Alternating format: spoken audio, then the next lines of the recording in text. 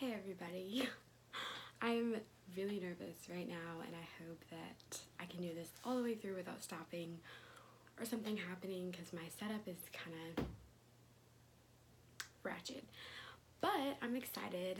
I kind of felt like I should start a YouTube, well I have a YouTube channel, but that I should start making YouTube videos.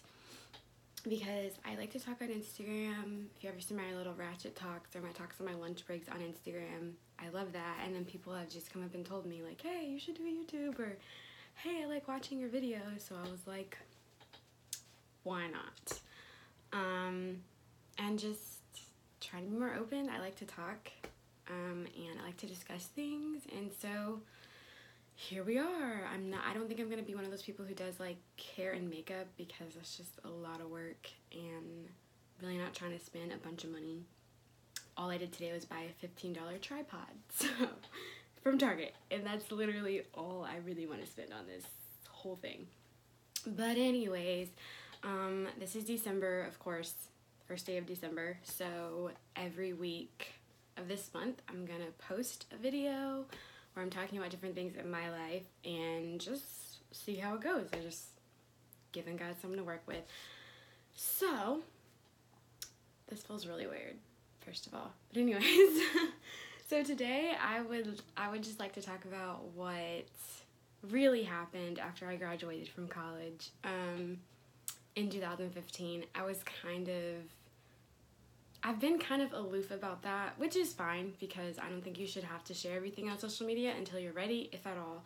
But I really didn't share much. Some people might know, like, I went to Louisiana, I came back, that's pretty much it. I didn't really express, like, everything that happened in the season. I think I wrote in my blog a little bit, but it wasn't the extent of that cray season.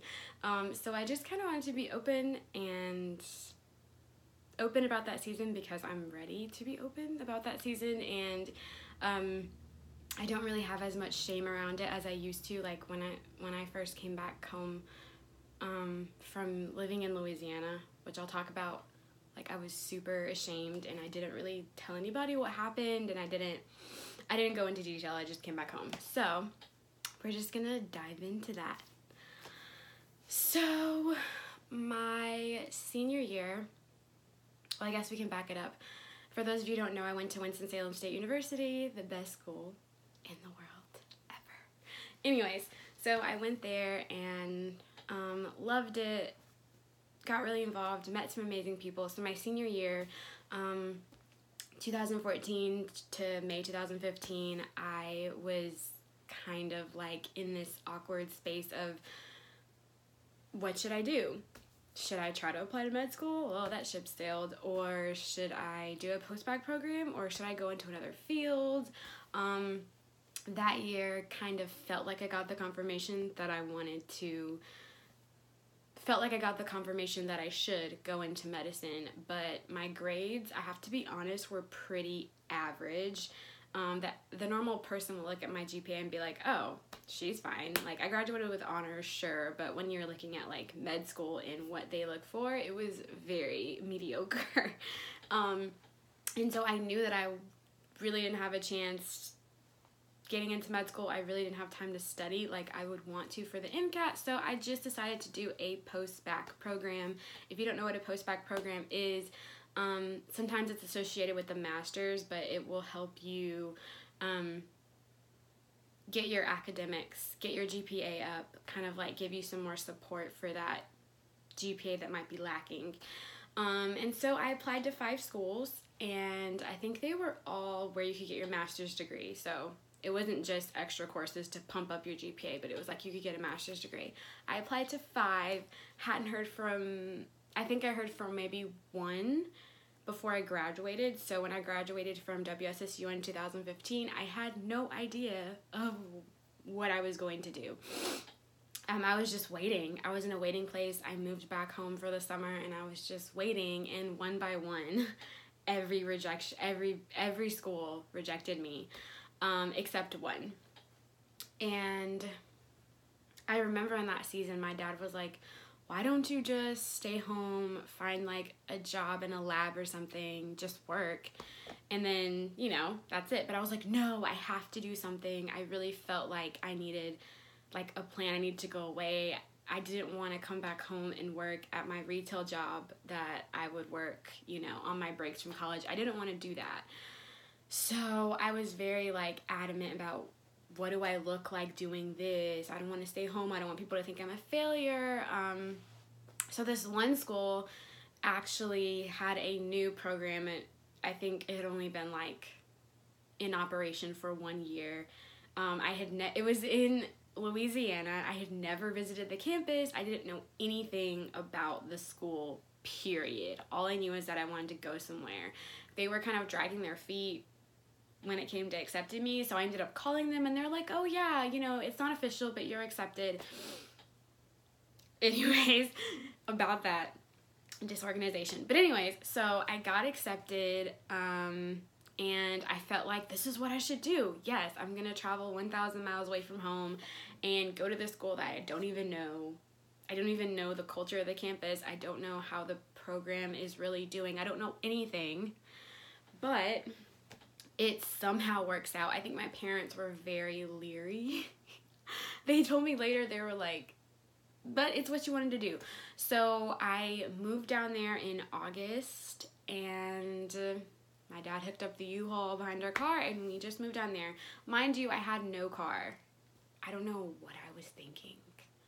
1,000 miles from home, I don't know anybody, and I don't have a car. So I moved down there. It was one of the hardest things I've ever done, just because it was so unstable. But I felt like this is my thing. I got into this school. I have to do this. This is the plan. At least I'm doing something. Hey, everyone, I'm in school. like, you know, that type of thing. So I moved down there. My parents leave, which was really hard for me. And I moved into their on-campus apartments. And the school year started. It was really, really rough for me adjusting. Coming from an HBCU to a PWI, that's really just a very small school. I'm not going to say the name of the school just because.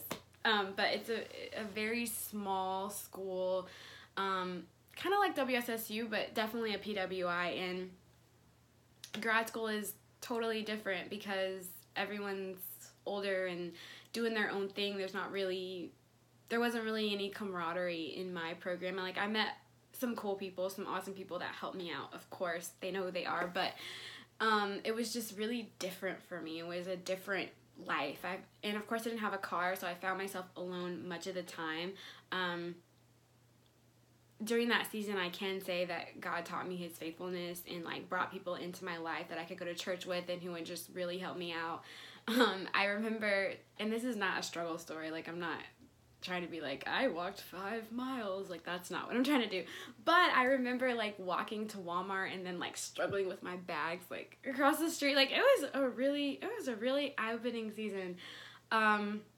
So anyways, that semester was really tough for me. The classes were really fast-paced and tough.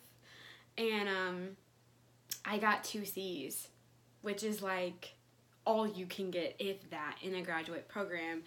And I ended up getting on academic probation by the end of that semester, which was devastating because I was like, this is why I'm here, and I'm not even like doing well. Like I'm supposed to be here to pump up my GPA, and I'm not doing well. This is crazy. And so I'm not going to make any excuses for myself besides the fact that I don't think I knew how to study well. And honestly, I wasn't passionate about what I was studying. That's another conversation for another video that I'll be doing, but I wasn't passionate about it. So it was really tough. Adding on to that, the stress of just being in a new place, knowing nobody, and 1,000 miles from home, over 1,000 miles from home. So I went home. I came back that next semester, and I was like, I'm going to do good. I'm going to do what I can. I'm going to do everything that I know to do. So that next semester, I was working my butt off. I was doing really well and studying for the MCAT too. But there was this one class that was just insane. It was only once a week for 3 hours, and it wasn't even a class that I don't even think we really needed, but we had to take. I have to say that I could have worked harder in that class, like looking back, but it was just tough. It was tough, but I could have done better. I will take responsibility for that. But anyways, so we're getting towards the end of the semester, take my final, and it is literally, my grade turns out to be like 0.9 points away from a B. And this instructor said she is not rounding up. Forget it. So I end up getting a C. Very, like, literally not even a point away from a B. Like, it, yeah. And so I realized, after reading the policy, I was like, oh my gosh, this is my 3rd C. Like, I won't be able to get my master's degree. Finished all my coursework. I did everything that I had to do. I did the full year. You had an option of doing it in 2 years, but I did the full 1 year and finished, but wasn't given a master's degree because of that 3rd C.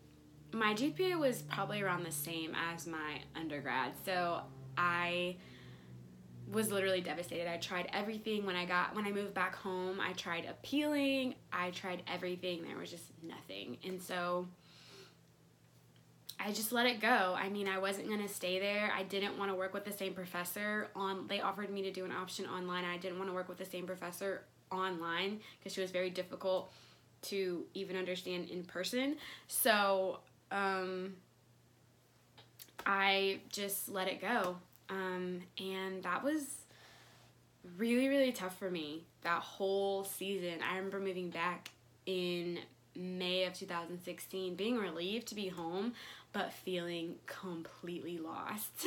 Like, completely lost. I remember I had to go back to my retail job. I still applied to med school that year and studied for the MCAT as best as I could, but yeah, I felt lost. I felt completely confused. Like, was this a waste? I just wasted money? Yeah, I had to take out a loan for this 1 year, but still, like, I wasted money, I wasted time, I didn't even graduate, I didn't even get awarded this master's degree that I was supposed to get. Yeah, I have the coursework, but no, I wasn't. And that really was one of the worst years of my life, like, of my entire life. The only sweet thing I can say about it is that during that season of living in Louisiana, like, the Lord really taught me what it meant to depend on Him, and I got as close to Him. I got so close to Him because He was, like, really and literally all I had. And I guess just bringing it home, because I don't want to make this video like 30 minutes. But I would just say that if you're about to graduate, you have already graduated, and you find yourself in a lost space, I would say don't rush. I look back at me at 22 years old, graduating, and feeling like I had to prove something to people. Like, no, I can get in a program. Like, no, I have to do this. No, I don't want people to think I'm a failure. I don't want to come back home and work retail and just be at home. No. Like, I felt like that was the end of the world. And then I went to a program that really wasn't the best. I rushed into going into a campus that I really didn't even like, and hadn't even really done my research on. I just wanted to get into a program. So I would just say don't rush. Don't feel like you have to do and make a decision right now. You're young, you have your whole life ahead of you to change your mind, go back to what you wanted to do, change your mind again, walk backwards, whatever you want to do. Reverse, switch. Why am I talking in Uno card references? I don't know. I'm just saying, you can do what you want. Like, literally, do not feel like you are in a box and that you have to prove to people that you can make a solid decision. Like, I think, and I've said this before, I think, in American culture, especially when it comes to school, it's like everything is supposed to be this straight journey. Like, you go to elementary, middle, high school, college, then you get a good job, and then and it's like, for some people, it does work like that. for others, it does not. So if I could go back and tell myself one thing, it would be to sit down and pray and really, really figure out what God would have you to do and rest in that, even if it doesn't look glamorous and it doesn't look, it doesn't look the way that you want it to look. I think I also felt like, I don't want to let people down. I was a smart girl who got this full scholarship, and now I just look like a failure. I can't let people down. And it's like, you can't worry about what people think. Like, you really can't. People are going to think what they want to think. You can't worry about that. The one person that you really don't want to let down is yourself and God. Those are the only two people that you should be worried about disappointing, really. Even your parents.